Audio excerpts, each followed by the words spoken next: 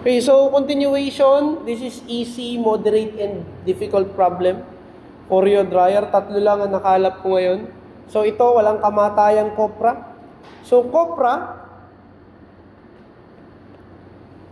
okay, copra enters.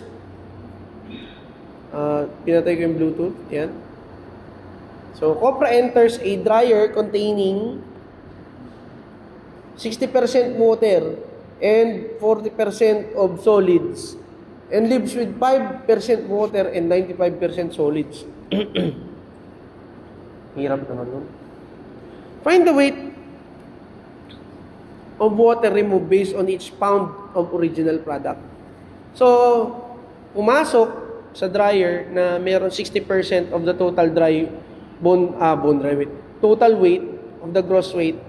Tapos, 40% lang yung solid doon. So, kumari sa 100%, 40 yung naging, hindi by weight to gross weight.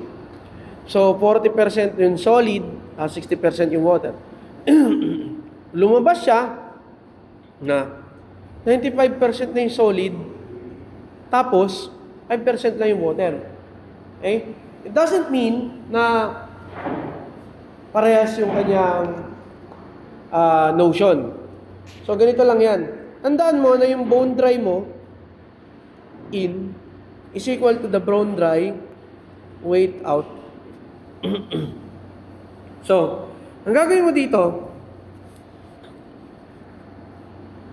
may dryer tayo. Drawing mo. Yung dryer ko, papasok yan na gross weight dito. Tapos, gross weight dito. Ang parehas lang is the bone dry. Hindi nagbabago yun. Okay? So, you let the material going out as X. So, ito yung weight of the final product. Okay? Hindi natin alam.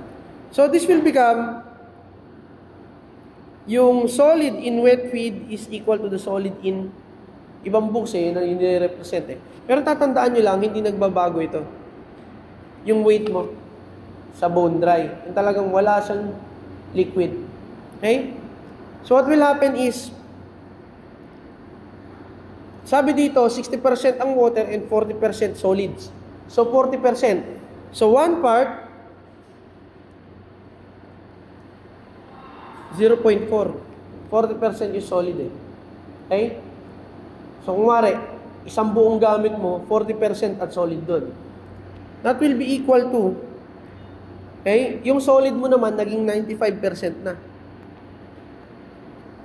0.95 X. Okay? Sir, ba't naging ganun? Ang i-measure lang natin parati kasi, na constant dyan is yung bone dry. Yung solid. Yung liquid, mawawala yan. Pero hindi naman ibig sabihin ng dryer mo is to take away all of the liquids. To control lang yung liquid. Okay? So, this will become X is equal to 0.4 divided by 0.95. So, this will become, ito yung weight of the final product in pounds. So, 0.4 divided by 0.95. This is 0.4211 pounds. Okay? Yan ngayon yung weight ng dry product pag lumabas na ng dryer. Okay? So, what will happen there? I-measure mo na ngayon yung moisture na nawala. Is equal to 100% minus 0.4211 pound. So, this will become 0.5789. Ayan yung part nun. Yun lang siya kadali. Okay? So, wait lang.